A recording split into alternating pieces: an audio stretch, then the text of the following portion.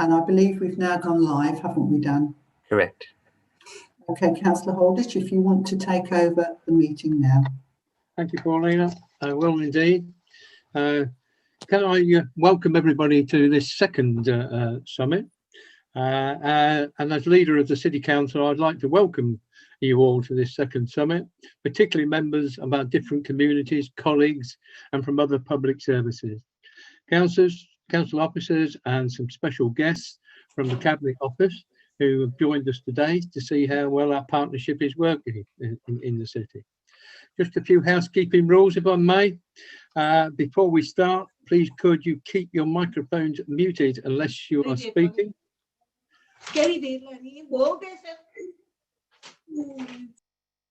Sorry, we got a problem.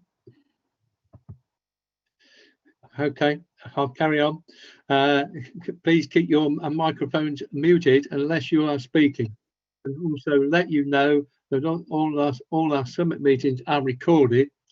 And just like the last time, it will be available for people to watch on our social media channels afterwards. At the end of the meeting, there will be lots of opportunities for people to ask questions and make suggestions and comments on what they have heard. And I hope you will all use this time as we did last time. As you know, last October, we held our summit, which really was to say thank you for what you've done, because I think I said at that summit, I've really never seen so many services and communities all come together to work together to beat this pandemic, and that has still been the case. But I'd just like to say, whilst I realise the Prime Minister has said to us, we have a route map out of this. It all frightens me somewhat that people say, "Oh, well, it's all right, we'll give up." Well, you know, we can't afford to give up. We owe it to our communities and to businesses in the city, and indeed the city as a whole, to continue the fight, because if we don't continue the fight, as the Prime Minister says, the figures will still go up, or they'll still be too large, and we won't get out of this pandemic and get our city open again, and indeed stop people getting ill and dying, which is, I'm sure, I know we have it in people in this room. We have a joint ambition to stamp it out as much as we can. So thank you very much. I'm not going to take up any more of your time, because it's your meeting, and we need to hear your views. So I'm going to immediately go over for a summary of cases to Dr. Liz Robin, the Director of Public Health, and she'll be supported by Adrian Chapman, the Service Director for Communities, and Christine Birchall, Head of Communications. So over to you, Dr. Robin. Thank you, Councillor Holditch, and I'll ask Emmeline Watkins just to share her screen, because I've got some slides to show you with just a quick summary of what's happening with COVID in Peterborough. And I'm hoping that this summary of the epidemiology will present some challenges alongside the Prime Minister's spring COVID plan, and that those challenges can just help give some pointers for the debate about what we need to achieve in Peterborough, which I know we can, because we're very good at solving problems together across communities. Next slide, please. So we know that positive cases of COVID, hospital admissions and deaths are all falling at a national level and have been falling in Peterborough. But Peterborough does remain one of the areas in the country with the highest rates, and you can see that on the map of the UK. Peterborough is one of the dark blue areas with the higher rates of COVID. And our all-age incidence of COVID is about twice, or a little over twice, the England average. Next slide, please. And we know that in Peterborough there are some explanations for this. We have some risk factors, and we spent our time in the pandemic addressing those risk factors successfully. We're an urban area, which is higher risk. We have some areas of high relative deprivation, where there is perhaps more crowded housing, and there are people on lower incomes in less secure employment. And we also have a higher proportion of residents of Black, Asian and mixed ethnicity than some areas in England. And we know that some people from those communities are at higher risk from COVID. Next slide, please. We have a higher proportion of people in frontline jobs in industries like warehousing, distribution and agriculture. Next slide, please. And we know that people need to go out to work. We can see that from our travel to work statistics on this graph. The green is Peterborough, the grey is national. And compared to the time before the pandemic, we've only been able to reduce our journeys to work by about 1/3. Nationally, they've reduced more. Next slide, please.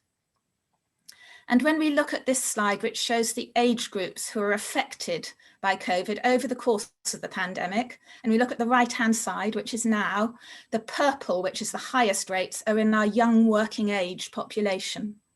Next slide, please. So where are we now? We went into November lockdown with COVID rates lower than the national average.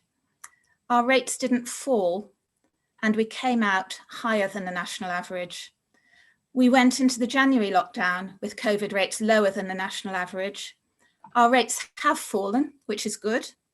They've almost halved, but they've fallen more slowly than the national fall. So again, we went into lockdown better than the national average on our COVID rates, but now we have higher rates than average.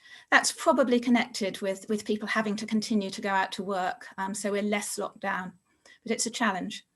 Next slide, please. The number of patients in our hospital with COVID has fallen, but it's still higher than it was in the first wave. Next slide, please. Sadly, we've seen deaths in Peterborough in the second wave of COVID. Those peaked in late January, they're now falling, but sadly, they are still happening. Next slide, please.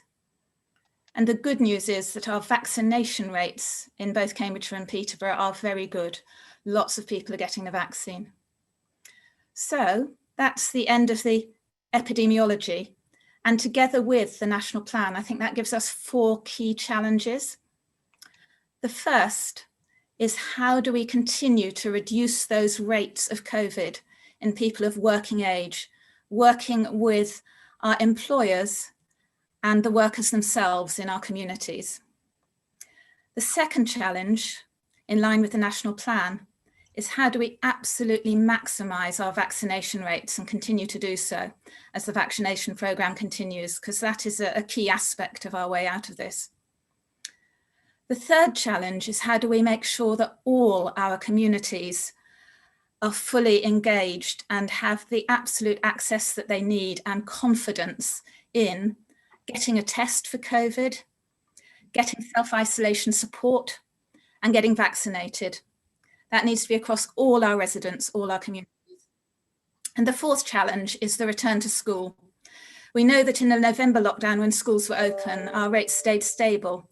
We want them to fall when the schools return.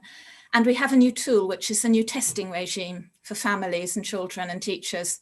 So we need to absolutely build on the excellent work that our schools have done to date to keep everyone safe. Bring in that testing and really work with our schools so that they can open up and maintain our children's education. So those are the challenges. I'll hand on to Adrian now for our existing rapid response plans. Mr. Chapman. Thank you, Leader. Thank you, Liz. And very good afternoon, everyone. Once again, great to see our city leaders, colleagues and friends on the call today for the second summit. We've called it Fighting for Our City, and that absolutely describes the spirit of Peterborough, I think. And Liz has set out the science for us. What I want to try and do is just pay tribute to the amazing partnership effort that we've had in place in Peterborough since the start of this awful situation. I've not seen any sign at all of that abating anytime soon, which is just phenomenal. Our partnership stretches across the whole of the public sector, so police and fire colleagues, our health colleagues, Cross Keys Homes, the Council for Voluntary Service, PCVS in Peterborough, and a huge range of voluntary community and faith sector organisations, many of whom are represented here today, many of whom are not, but every one of those organisations counting for Peterborough, standing up for Peterborough and fighting for our city. Alongside that, we have had in place a rapid response arrangement, which means that some of those partners have been able to quickly adapt and adjust to the data that Liz and her colleagues share with us, or the feedback we get from communities or our councillors or our MPs or our partners, and are able to quickly adjust our activity accordingly. So be in locations in our communities along streets where actually we need to be present. And that focus has been using the now famous 4 E's, engaging, explaining, encouraging, and where absolutely necessary, enforcing. And those 4 E's, along with our partners, have stood us in good stead. And although the rates in Peterborough aren't where we want them to be, I'm absolutely sure, and I think others would agree, they would be an awful lot higher had it not been for this sterling effort so far. The main areas of focus, I just want to quickly summarise, continue to be, or the main goal continues to be clearly to get Peterborough out of this situation in the best possible place and to keep our communities safe from harm. We do that through a range of initiatives and activities, including some very comprehensive community engagement work with commission services and our own teams, some really nationally groundbreaking communications activity, which my colleague Christine will summarise in just a moment. Lots and lots of engagement with businesses, both to support businesses to stay afloat where we can using some of the really excellent government support, but also where necessary to go into businesses to advise and guide, and in some rare cases to enforce non-compliance. We're working hard at the moment to build confidence amongst communities to get tested and to be vaccinated, and again Christine will touch on that, and also to reach out and support vulnerable groups or those that are more excluded or isolated, including, for example, victims of domestic abuse, some of our Black, Asian, minority ethnic communities, homeless households, rough sleepers and so on, those communities that might feel a little bit more separate from some of the services and support that all of us benefit from.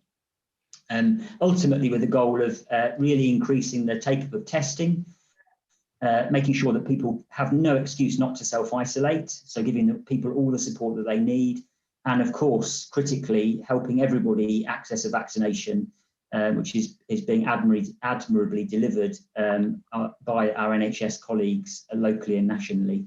And I would just say also that our coordination hub, our support hub, has remained open since last March and remains open to this day. And in fact, we have no intention of ever closing that hub. It's such an effective vehicle for supporting our residents. So just to remind you and ask you please to publicise this through your own channels, the hub details can be found on the Peterborough City Council website or just by calling 747474. And anybody in need of any help, not just those affected by the pandemic, but including those people and those that are clinically vulnerable, can get support via the hub. And Leader, if I may just finish by commenting on the Cabinet Office visit that we have the benefit of this week. And in fact, I think as you introduced, some of our Cabinet Office colleagues are on the call today. We're really lucky to have Cabinet Office colleagues visiting us this week. They're joining us from tomorrow until Friday, and some of you that have been with us on this journey for a few months will recall Cabinet Office visiting us last July as well. And we really warmly welcome their support. They have recognised that we're an area that's doing all we possibly can to beat this virus, but you know, there are some intractable issues that we still need to grapple with.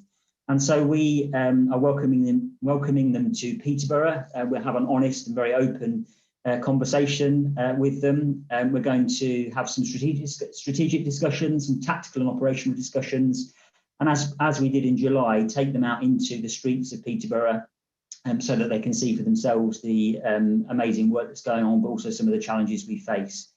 And they've also asked us to consider what intractable challenges we're facing that they could take away and help us with that might lead to greater freedom or flexibility, changes potentially in legislation, more delegated authority, or potentially more resources. So when we get into the open discussion session of the summit today, if you could have those things and themes in mind, we will definitely play them into the next 3 days worth of visit with Cabinet Office colleagues. So thank you, Leader. That's it from me. I'm going to pass now through you to Christine, our Head of Communications. Christine, please. Hello, thank you very much, Adrian. Thank you, Leader.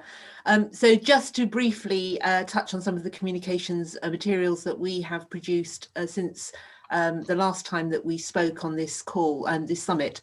We're very much driven by talking to the communities that we serve, and we're very much driven by looking at the epidemiology and what particular communities, what particular areas, what particular jobs or interests that people have that we are trying to communicate with. We have always, throughout our communication strategy, focused on helping people to live their lives during the pandemic in the safest possible way. Rather than concentrating on the rules, we've concentrated on the risks.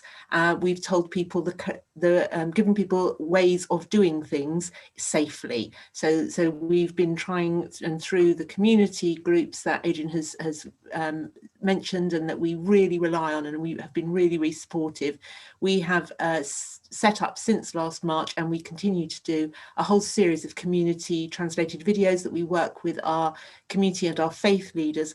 And this is a nationally recognised project, and actually our videos are being used as far away as Cornwall and up as far as Coventry, where they haven't got the same sort of engagement, and they're being able to use our videos to tell people about the right way of doing things, the right way to live, and the ways that they can protect themselves.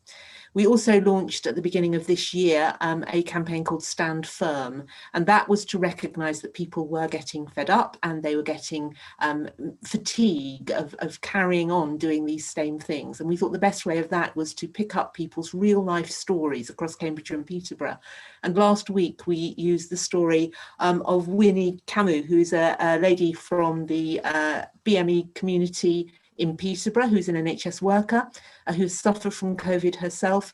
And these stories that we've been using, it's been ably supported by our colleagues in the media. We've used them in social media, we've used them in posters, talking about their own experiences of dealing with COVID and imploring people to stand firm and to continue to pick up and use the good public health advice that we are putting out.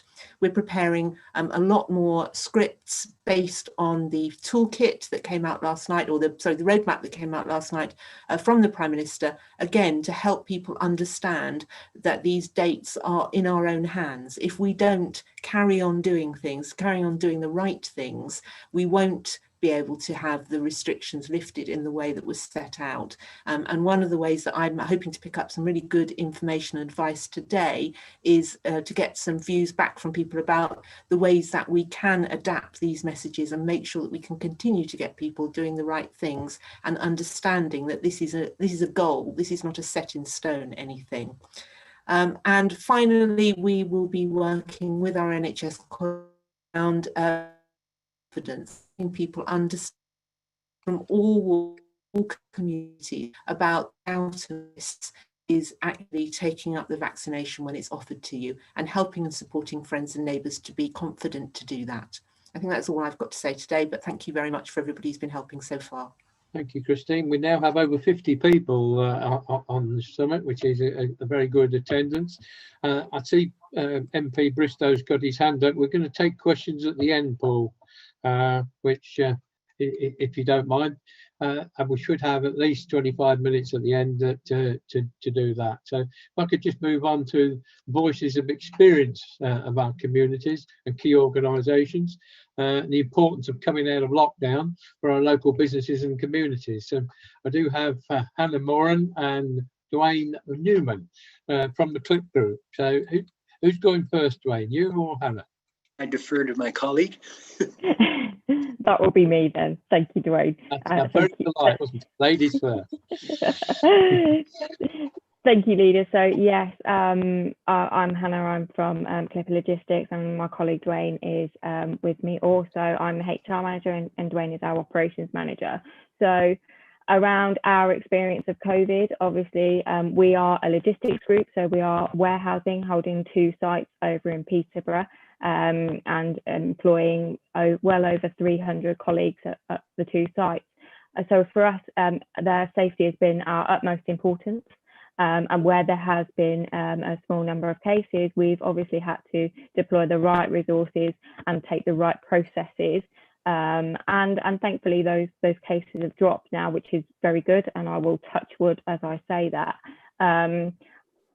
For us to come out of lockdown safely, it's critical. We are logistics to the non-essential retail sector. So, you know, opening up of shops is key for us because that is what drives our workload and drives keeping our colleagues at work. Thankfully, this time we haven't furloughed anyone, we have in the past. And for their mental health, we found it key to try and keep them in work, but to do so safely. So we do want to come out of lockdown. We want to do it absolutely safely. And we're pleased that the economy will be opening up again because that, as I said, that drives our workload. I think some of the challenges that we have seen is getting those behavioural changes because it is quite difficult and you do often revert back to not socially distancing and forgetting to wash your hands. So it's been absolutely key in driving those. We've got audits coming out of our ears.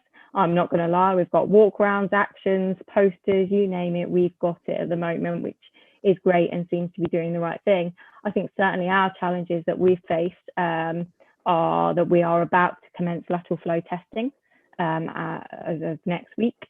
On the whole, it's been a positive response from our workforce. They recognise that we're doing this for the safety of them. But obviously there are some concerns. What if they test positive? They're asymptomatic and they test positive. There's some concerns from the point of view of colleagues going, oh my gosh, my colleague might be positive, which is nerve-wracking in itself. But then for that colleague themselves, it's around, gosh, I've got to go and self-isolate. You know, I'm not going to be on full pay. I've got to stay at home for 10 days. And so has my partner, child, housemate, whoever. That's a key one for us. Transport to work has also been key for us. So we saw a little spike around car sharing. And as much as we can try and get that message out, don't car share, don't car share. If that's their only way to work, I can see the struggles that they face. And then the last challenge that we had is we do have a lot of families, friends, housemates that all work with us. So there is that kind of community spread that we're always very conscious of as well. But we are absolutely committed to keeping our workforce safe and to driving down those cases. So we are quite excited, shall we say, to carry on with the lateral flow testing because it's absolutely the right thing to do for our colleagues and their safety. Thank you, Hannah. I'm sure you appoint those that have got self-isolate to the City Council because I think absolutely. we've given over 1,000 grants out for those people that are having to self-isolate. So, yeah. Dwayne, you want to add to that? Yeah, a tough one to follow. Thank you, Hannah.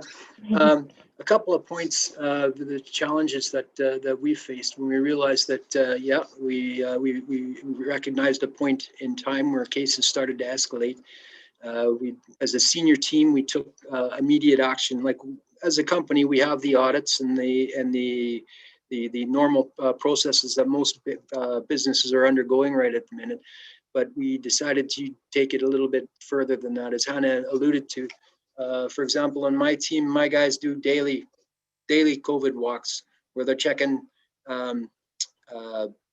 paperwork's filled out. They've signed out their workstations. In the bathrooms, that the high touch points are being covered when people have a comfort break at work. When they're using the canteens, make sure the kettle, the cupboard handles, the dishwasher, anything that can be touched is being picked up. And they have the bonus is the first thing they see when they come in the door at 6 in the morning is a grouchy ops manager making sure that everybody's got their face masks on. And they're sanitizing their hands before they enter site. It's because the senior team takes this personally, and I know that my colleagues they live this. We have to be the example there because from the slides that Dr. Robin showed us at the beginning of the meeting, some of our people, our colleagues, fall into that ethnic diversity. Low wage earners, so there's the deprivation angle, and if they're not working, and we have a responsibility to keep this place going. yes, for the economy, but just for the welfare of our people. And it's that whole people journey that Hannah has just organized. We were doing good things in pockets of isolation, but Hannah and our general manager has got us organized into a really good team. And like I say, from the daily walk-arounds at senior levels, like our FLMs and our shifties, they're doing the weekly walks arounds. I've got a monthly plus a weekly with my senior team, and our GM is over top of it all. If there's a red light, he wants information. So that's and we don't profess to have it all figured out. We believe we've got some good practices, but we'd like to, when hopefully things improved, get out into the community, find other best practices, share, so that the whole thing moves forward. So that's pretty much where we are from a Clipper point of view. Good, thank you. I'm sure you'd be happy to share those experiences with other companies if you were asked. Yep, definitely. We share and steal with pride. Absolutely. Absolutely, yes. Other people's ideas are the best. Yeah. Okay. So we've got now a good friend of the community in Julie Taylor, the Chief Executive for Thomas Deacon Educational Trust. Julie, welcome. Thank you, Councillor Holditch. Good evening, everybody. I just thought I wanted to share this evening some of the really great things that have been happening across our city as a result of the pandemic. Too often we get drawn into focusing on the negatives, and there are some significant challenges ahead as we move to a wider reopening.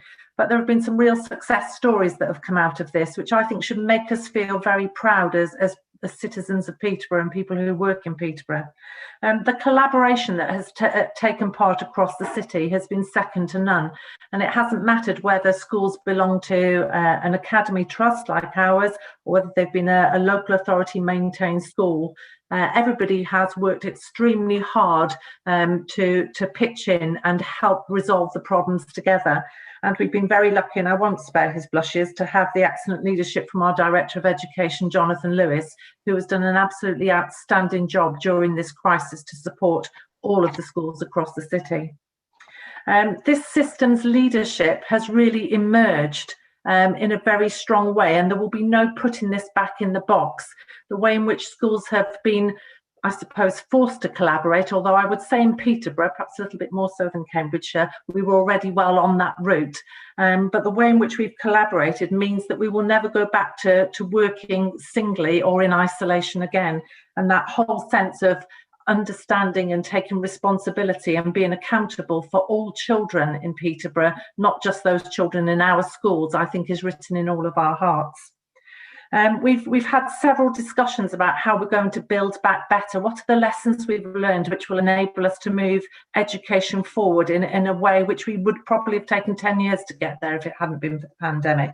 And much of that is based around the technology. And again, thanks to the City Council for the support with supplying of laptops, etc. We still need more. There are still families who are disadvantaged digitally.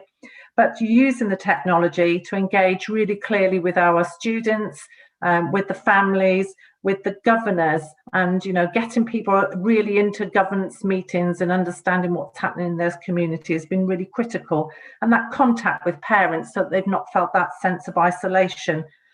We've worked really hard on our COVID safer processes within our schools, but the latest guidance, as announced by the Prime Minister yesterday, will provide challenges for us in the city. You only have to take, the largest school in Peterborough, which is in our trust, Thomas Deacon Academy, testing 2,200 children, 3 tests in a 2-week period. It is going to be a severe challenge, as well as continuing to teach those children, because we have to remember that it's not just been the key worker and vulnerable children that have been in school, but all children have been being taught online every single day. So being able to set that up and run that effectively and in a way which gives confidence to parents and children is really important, and that's something we're working together on across the city. The use of face masks and encouraging people to get vaccinated, again, is really high in our priorities, particularly getting our communities to understand that this will be life-changing for them. But that's set against families who are still battling poverty around food. You know, we've spent a lot of time over this pandemic ensuring that all children are fed over this period. And again, there's been fantastic support from the council, but there are still children who go to bed hungry at night in our city, and that keeps me awake. I'll be honest with you about that. We've heard much from our young people. We've run listening campaigns in all of our schools to understand what it is, you know, because we, the adults, sometimes think we know what children need and what's right for them, but actually children have a voice too, and even the youngest children can articulate what it is they need. And we've listened to them, and they're very concerned about their mental health and well-being, and it's undoubtedly has taken its toll on our children and young people. And as we return to a wider reopening, I want to see there being a real focus, of course, on lessons, but children have been receiving lessons throughout this pandemic, but on those things which are important to them: the arts, drama, music, sport, etc. And just the opportunity for them to reconnect with each other and to go back to being children and having that fun together. Yes, and occasionally being naughty and getting it wrong too, because that's what children do. But doing that in a COVID safe way so that they understand and can make sure that they keep themselves safe. We want to make sure that parents are really confident about returning their children to school, so encouraging that attendance back at school, because that's where we believe children should be. But that will take some work with the community to make sure that all parents are confident about it. At the end of lockdown 1, there were a number of children who didn't return to school because the families decided to keep them at home, and that is something as a city we're going to have to tackle. And we need to remember that not all children's experiences are the same. For every child that's had quite a negative or lonely experience during the pandemic, there are those children who have absolutely thrived. And we've seen that with children who learn in different ways. And we as schools have got to respond to that and look at the way in which we present lessons to children so that we can get the best out of it for all of them. And the final point that I want to share with you is around the exams and assessments. That's not been announced yet, and we're expecting that information this week. But again, it's really late in the day for our children and young people, and for our teachers and our education staff to be preparing children. But what we need to do as a city is to really understand what do children need to get them to the next stage, and how are we going to help provide them with the resource to do that, whether they're going from nursery into reception, whether they're going from primary to secondary to further education, or from further education onto higher education or apprenticeships. That's it from me, Councillor Holditch. Thank you, Julie. Very good. Thank you for your comments for John Lewis. He is online. I'm sure he appreciated it. Thank you. Right, our next speaker is Dr. Nawaz, a community leader. Doctor. Thank you very much. Good afternoon, everyone. Could I ask someone to run my slide, please? Very smart. I will start with the quotation from the Holy Quran, chapter 3, verse 139. Do not lose hope, nor be sad. Next slide, please.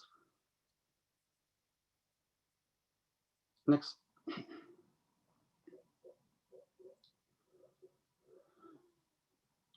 My name is Muhammad Nawaz, and my topic today is what has been done to support local communities and support going forward, including the vaccination. Next slide, please. By profession, I'm a teacher. I'm head of Urdu language and work as community liaison officer at Jack School. I work as community champion for Peterborough City Council. I'm head of education at Fizani Medina Mosque, vice chairman, Muslim Council of Peterborough and Lateral, and executive member of Giant Mosque Council. Next slide, please.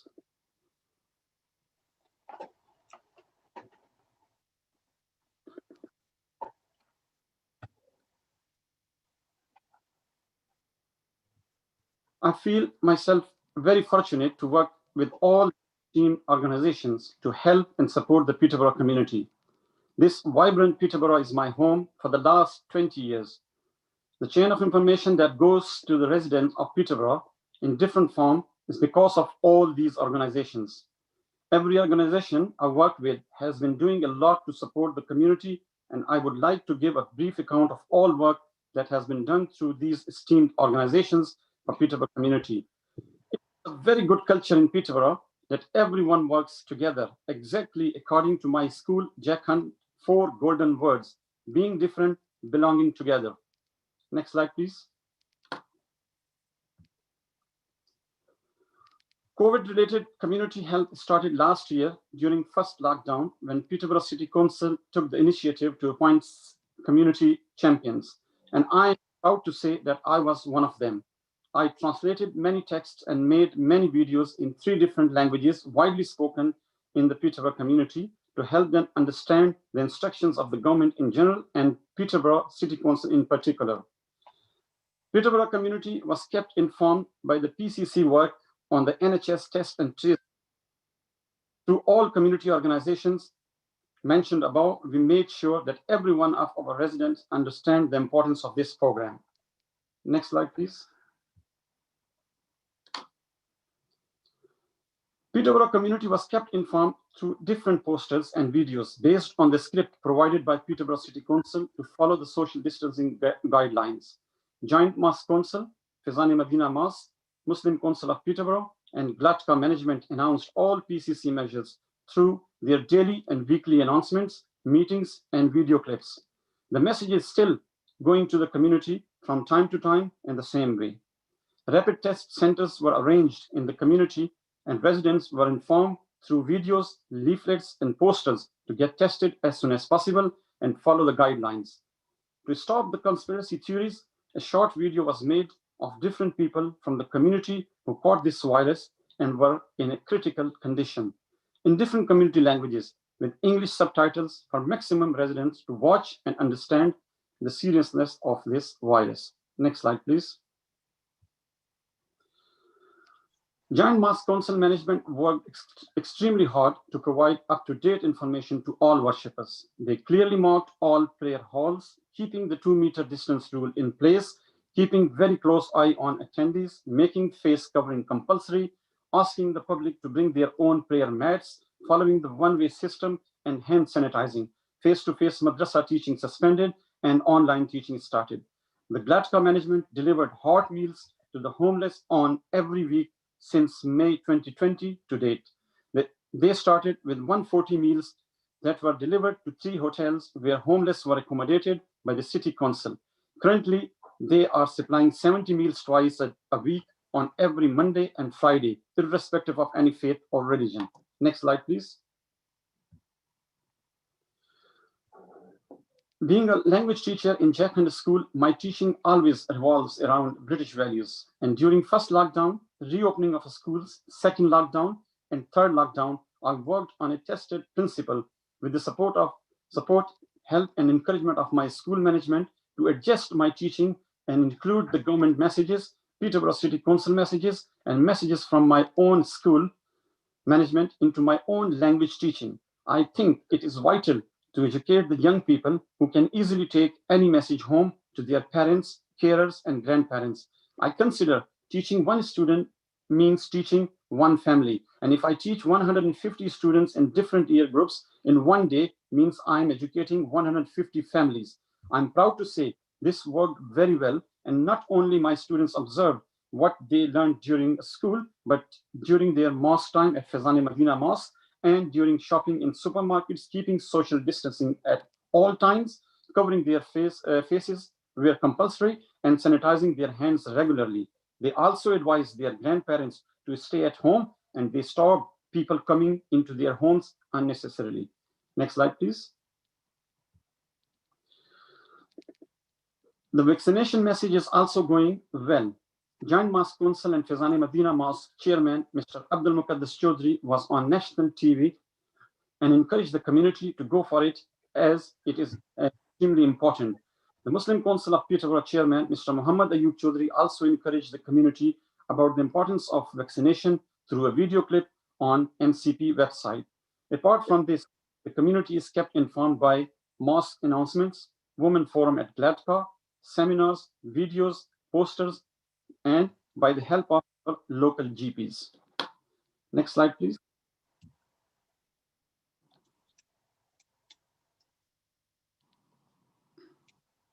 I will end my presentation with a special thanks to Gillian and Adrian for the importance they have attached to the community engagement all the way along, and especially during this pandemic. And also a message from the Holy Quran that says, you have the ability to endure all the trials in your life, for Allah does not burden a soul above its capacity.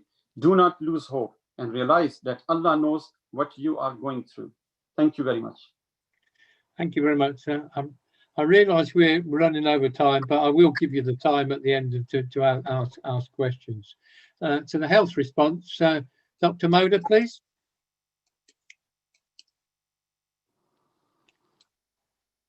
Hi there, Neil. Hello, hi.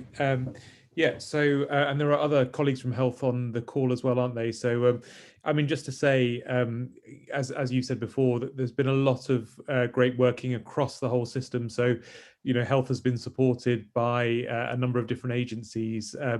I think, you know, if I think to my hospital colleagues, I know Caroline Walker's on the call, the hospital has been inundated with some very, very sick and frail people, and I guess younger people than you'd expect, you know, to be affected by coronavirus. And unfortunately, many of our patients have been very, very unwell, both from the effects of coronavirus, but also from the effects after coronavirus, like long COVID, and I guess an increase in mental health problems, and as well as their physical kind of long-term conditions. And really, you know, what we've been trying to do is be very open and honest about what the NHS can do, what it's kind of struggling to do.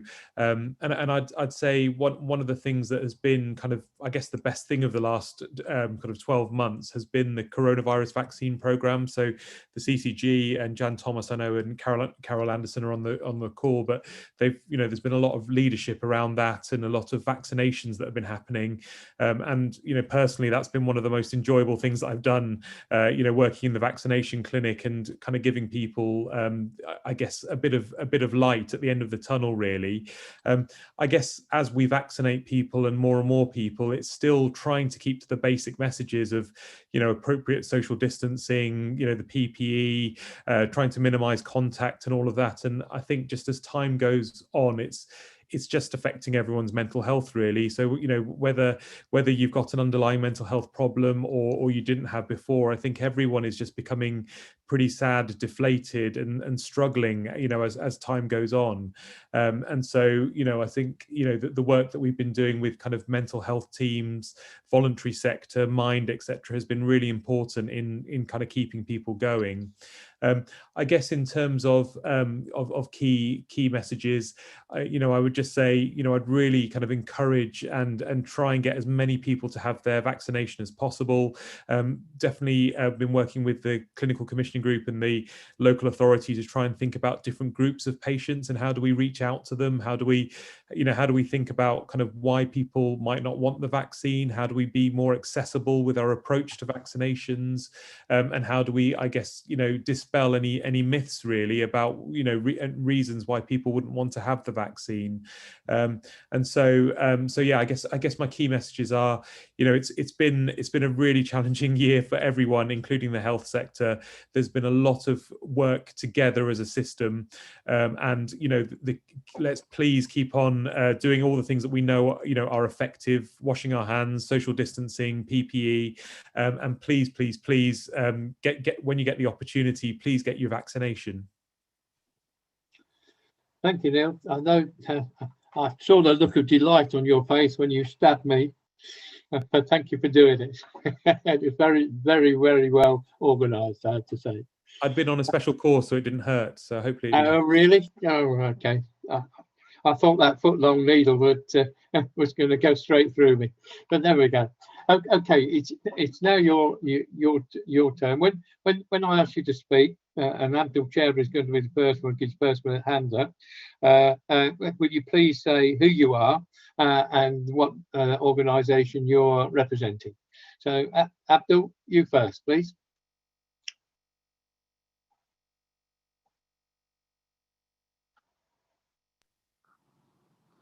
Abdul, are you muted?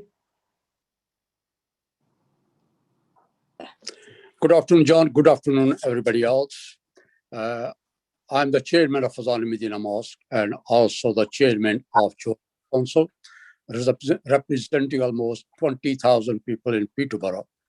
What I really wanted to say, Dr. Nawaz has already taken that away from me, so I won't take too much of time on that one, but just to endorse whatever Dr. Nawaz has stated, that we in the mosque, all the mosques, 5 mosques, have taken great steps to ensure that, first of all, we have the risk assessment, and not only risk assessment, but also risk assessment is implemented properly.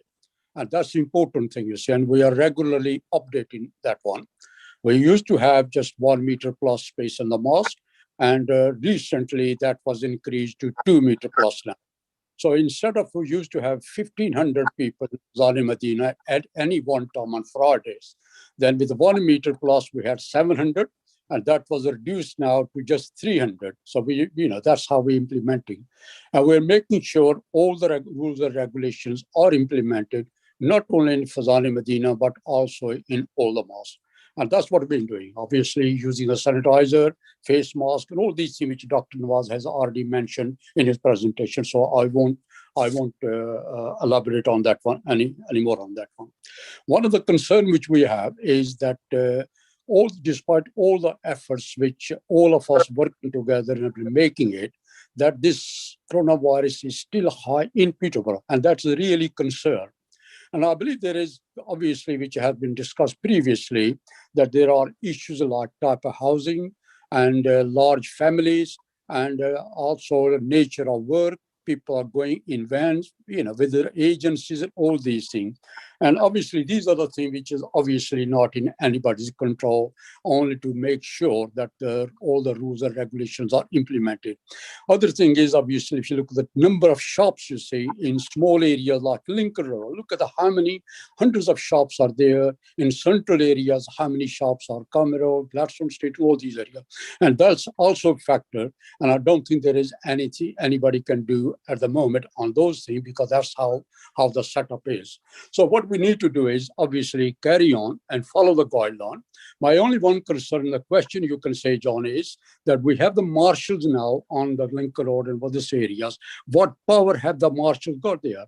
Have they got the power to find the people, or they just say, "Oh, don't be a naughty, be a good user, just move along"? And I think that is important. Unless there is a power, there is some sort of, they have the authority, like the traffic warden. They issue a ticket and immediately people move and they pay up. What power the marshals have? And if they haven't got power, then what action the Peterborough City Council can take about that one? Because of the time, I will not say anymore. So that's my just question, one concern, which I think we need to sort it out. We're working on that one, Abdul, because you're absolutely right. Paul Bristow? Thank you, Leader. I just want to say just a few things. First off, I just want to thank Liz Robin, Gillian, all the council leadership team, and of course councillors as well, for doing what I actually think is an excellent job here in Peterborough. I think we've been incredibly blessed to have your leadership at this tough time. And although we are presented with challenges, and our infection rate is too high, I just think, and I'm not undermining those at all, I just think it's just worth kind of reflecting on what has actually happened and where we are, because infection levels are coming down. They are coming down. It's not like they're increasing. They're just coming down more slowly than in other areas. And we are a densely populated city with many living in the city centre in HMOs, and it does make things like this challenging. But despite all of that, other than right at the start, and other than when the new variant was identified, Peterborough's rate was always either around or below the national average.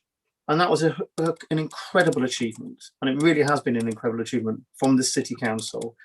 We've not seen the same problems we had in Leicester and in other big urban areas. And I just think we just need to remind ourselves of that and not get ourselves too worked up on being negative about the high infection rate at the moment, because it is coming down and we have done an excellent job. And I also want to thank all the communities and the people within Peterborough that make up this great city for doing the right thing. Julie Taylor and Dr. Nawaz and Abdul Chowdhury a few moments ago are absolutely right. You know, we've come together like perhaps no other city in supporting the vulnerable, and we've had, and also following the guidance in terms of some of the structures that we have, in terms of some of the collegiate work we have. And I think that's just an incredibly positive thing to say.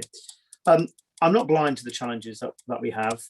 We've gone through them, but it's just worth saying just a few things. I think testing, the same success we've had with vaccines within communities and getting different communities to take up the vaccine. I did a video myself, and thank you to everyone who kind of participated in that. And we need to continue doing things like that. But like we are with vaccines, we need to make sure that all communities take part, I think, in testing and self-isolation, because I think they are also they're also kind of weapons in our artillery to try and get our COVID rates down. We do have the challenge of schools going back. We need to make sure that they don't see rates continue to drop when schools go back. And as Robin said, and I'm really, really pleased, by the way, to see that the community hub is going to continue, because again, I think that's been an incredible lasting legacy of this pandemic, because we have come together like no other city, both voluntarily with volunteers doing things, but also in terms of the support and the leadership the city council, have played. So I think that's been an incredibly good thing. I just want to leave on this, that lockdown does have consequences. Being in lockdown is not a good thing at all. Yes, it's effective at getting our rates down, but this is all about a balance, because there are a great many people out there, as we all know, who are struggling, who are living in very, very miserable existences in lockdown. They don't have big houses, they don't have big gardens, they don't have supportive family and happy homes. And for them, lockdown is incredibly difficult. And so I would just say that, I want to congratulate the communications team who spoke as well about some of the work that they've done in terms of being positive and helping people through. Enforcement is necessary. I get that, but there are people out there struggling, and can we just show a little virtually in our communications that we show empathy and that we show understanding, and we are less judgmental, because it's I'm not saying that is the case, and the communication team have done it, but let's keep that up, because there's a lot of very unhappy people out there. But well done on everything we're doing. I love the Peterborough fighting for our city. I think that's a great tagline, and I may steal it myself. So let's remain positive, and we will get through this together as one city. We have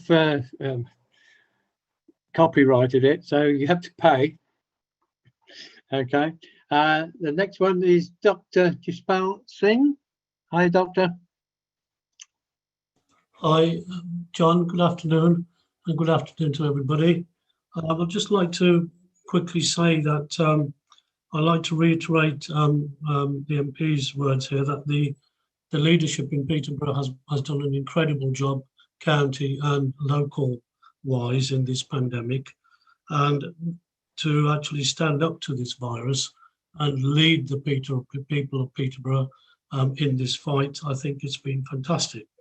The frontline health workers, the GPs, the nurses, all the health professionals, and all the communities in Peterborough have come together as one unit to stand up against the virus. And on just a quick question for Liz, if we have time, is she has identified 3 or 4 hotspots in Peterborough, and I'm wondering what action has been formulated to look at those areas. And secondly, the places of worship, I'd just like to add, John, have actually stepped up really, really well, where the government guidelines for the recent pandemic were that we can have communal worship, but in fact, the mosques, the gurdwaras, the Hindu mandirs, the Buddhist temple, and the cathedral, the Christian churches, actually voluntarily stepped down to personal worship, and in fact some of them have even closed to suppress the virus. So I think all the places of worship need commending, and the leaderships there to try and suppress this virus. So perhaps just that little question to Liz, is there anything in the pipeline that we're looking at to address those 3 or 4 areas in Peterborough? Liz, I'll get you to answer that at the end. Okay, thank you. Bernadette, where are you? I'm here, John. Thank you very much. Thank you. Oh, yeah, it's very difficult to speak as a last speaker, as I can see, because everybody has stolen all the points that I wanted to say, but that won't stop me from saying them. I really like the speaker who said that we need to try and live safely, which we are really trying in Peterborough. And this can only happen because of the leadership we have, and that having that direct communication to our leaders has made that, been so easy. When there's a problem, we can quickly pick up the phone and say, oh, I can speak to Adrian, I can speak to this person. That direct link with the community leaders and the leaders, I think has really helped that. And whereas we see certain things on the ground, we can quickly communicate. So I think that has been a very good thing. Working together, Peterborough Hub, I would say having Peterborough Hub, it's been really good because there are certain questions you send people there, they they ask and they get it. I know it's a learning process. There's still challenges. Some of the questions they cannot really answer them there and then, but later on through community leaders, they do get the answers. And so I would just continue to ask the organizations to work together the way we've been working together. And I like what's come up now by using people within the community who have actually suffered from COVID and things like that, like the Stand Firm. Those videos have really come out nicely, and people from different communities are actually seeing, oh, so somebody from my community can have COVID and can talk about it. And I think the comms team have really done well. Like when you spoke about Winnie Kamau, who is a health worker, well, she is not a person who would really come out there to speak, but she felt she had to speak because of what's happening within the Kenyan community, of which I chair. We've had several people who've had COVID because most of them are key workers. So standing firm, I think that comms team have done really good job. And also the scripts that are sent to us, where community leaders, we do send this through WhatsApp, Facebook, and other areas to kind of just reiterate the government guidelines, and that really helps within the community. Yes, we'll have those people who still don't believe in because of their own conspiracy theories, but as community leaders, let's continue working through this, because it's not easy to convince people, but at least if something happens, they'll say, at least somebody told me. We cannot leave them behind. Lastly, I would like to speak about supply teachers. I've been asking that question in most of the meetings now that we are having. Supply teachers, it's good that we had teachers here, do work really hard, help to kind of support students during school time. But unfortunately, when everything went online, the supply teachers are not having jobs. And most of them were in either agencies or self-employed and things like that. And you find that they are suffering and not getting an income, because most schools now are not, they can't teach online. They're only called in when the teachers don't go to school and things like that. So since Jonathan Lewis is here, I bet you've been asked this by the union leaders and things like that. We just believe that something can come out about supply teachers because since the first lockdown up to now, most of them have lost a lot. And as we are talking of poverty, it's hard to see some of them now near that line. So I'd say thank you very much. I'm Benedetta Omondi, Chair of Peterborough Community Group Forum, and also Peterborough Racial Equality and Kenyan Community and Black History Month. Thank you very much. I knew you'd come up with a question. I'll get Jonathan to answer that at the end. So be ready, Jonathan. Councillor Fitzgerald, adult in charge of adult care in the City Council. Thank you, John. For those that don't know, I also have the responsibility for public health, working with Dr. Robin in the Council for Peterborough. It's great, we have these forums and everybody's doing a great job and we all say, and I know Paul alluded to it as well, but what I would ask everybody on this call to do, and their colleagues and everybody associated with, Prime Minister laid out the roadmap yesterday, which takes us to June, when hopefully all those restrictions are lifted. I don't want Peterborough to get left behind and be back at the back of that road. I want us to be leading from the front and get over that finish line to be, you know, below the national average, to have as little COVID as we can in the city. So clearly, you know, clearly we are coming down, but it is slow. I'm going to be thinking, and I think we should all feed into our respective teams or forums or through Dr. Robin, what else can we do? Or can we double down on the efforts? Because clearly at the moment, we are behind. And I'm not happy about that. And I know a lot of people are doing what they can, but clearly there are some people that are not. Otherwise, we wouldn't have the situations that we're in.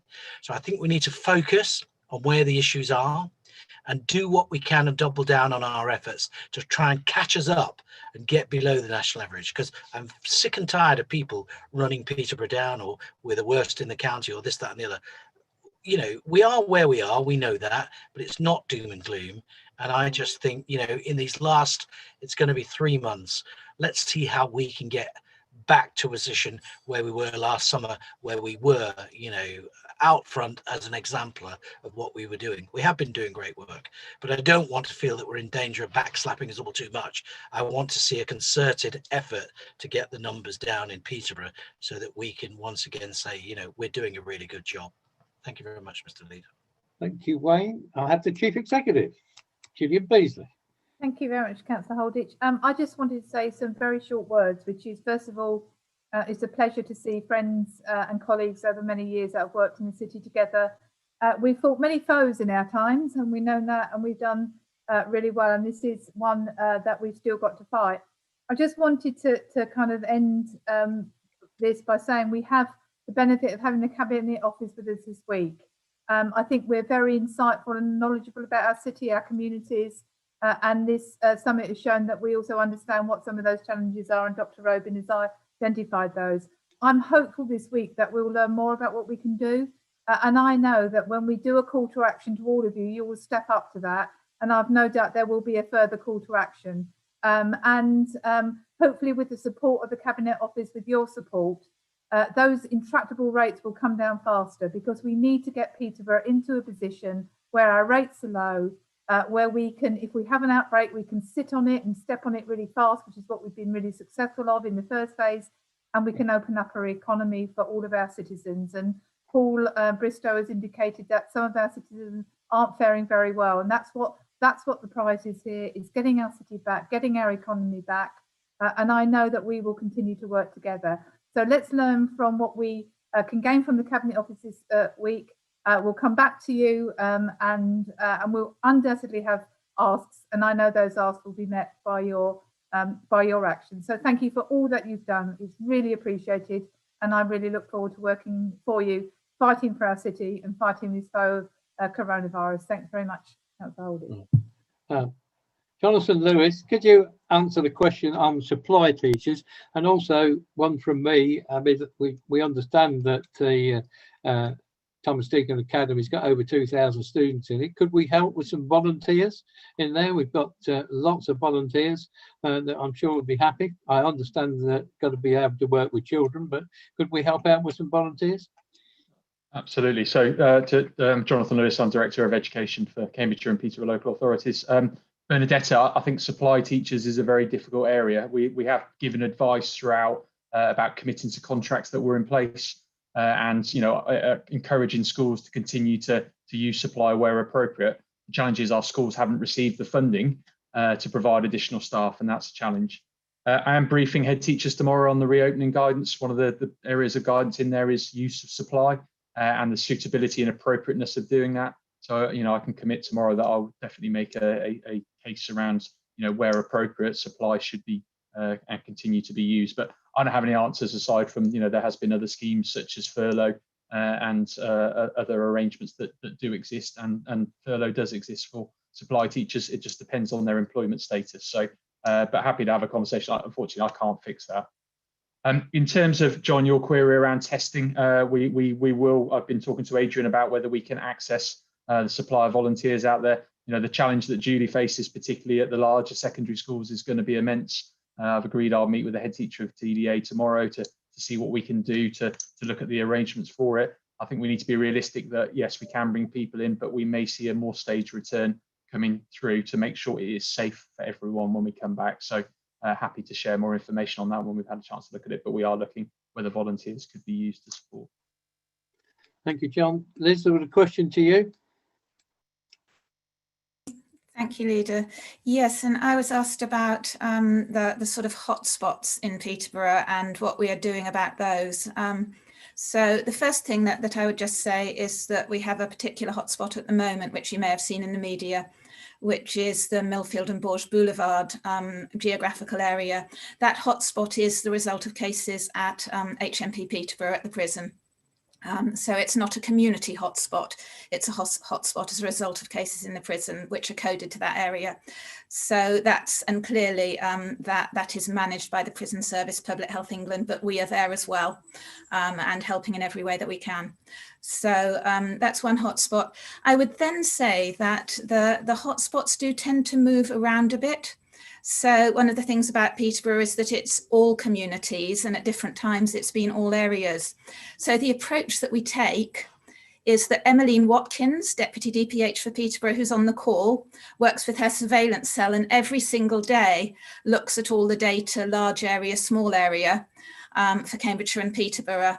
And we regularly supply this data to Adrian and Rob Hill's rapid response team and to any other parties who can help with the particular hotspot issue that we are seeing at that time. So you might get a high rate because of a care home outbreak. We would work with that care home through our care home cell. There might be a workplace outbreak. We'd again work with that workplace through our environmental health and other colleagues to help and support them.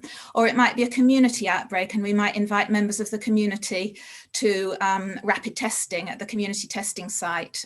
There might be enforcement issues and diversion of the Marshals. So we do absolutely look in detail at what's happening, and then we pull on all the resources that are here at this excellent summit in order to deliver the interventions that we want to do. And we have, as our MP has said, been successful at moving quickly on outbreaks and on issues. And we have got a history in Peterborough of getting this under control. So hopefully that's a helpful answer. I would just like to say I agree with everything that Gillian said when she addressed the meeting, and it is an absolute privilege to work in Peterborough with all of you wonderful people and organisations. I'll finish there. All right. And thank you, Liz. I know you're going to retire very shortly, but thank you for what you've done as well. The pressure that's been on you over the last few months has been immense. Thank you for that. Adrian, I don't know whether you wanted to say anything. There was something about Marshals and their involvement. I know that Marshals report back to the police, and I believe the police have taken action on a lot of occasions. Is that right? Yeah, so very briefly, the question that Mr. Chowdhury raised was around the enforcement powers of Marshals, and quite rightly to ask the question that they have no enforcement powers. Their role is very much around engagement and empowerment. But you're quite right, John, that they work very closely with our constabulary colleagues who have been absolutely fantastic partners. I think some of them are on the call today, Vicky, the ACC, amongst others, and they have been phenomenal out on joint patrols with us. They very quickly reorganised their resources to do joint work with us on the streets, and have indeed responded and still do respond very quickly and very actively. So Marshals over the weekend were engaged in the Ortons, large groups of people not following social distancing rules within a few minutes, police were on site. So it's a good partnership. One of the things we will be talking to the Cabinet Office about, and we'll take our lead from this meeting this evening, Mr. Chowdhury's comments, is whether or not there is scope to increase civilian officer powers in relation to the COVID legislation, though, because obviously the more flexibility we have, the better chance we have to nip these things in the bud. I'm sure you'll share with the Cabinet Office the huge amount of interventions that they have actually made. I mean, it's very impressive, isn't it? It is indeed, yeah. Thank you. And do you know how many people we find? Yeah. So I don't know if the police are still on the call. It's really a police question to answer. I'm not sure I've got the data, unless Rob's got the data to hand, but they've certainly been very active. You know, Mr. Hill?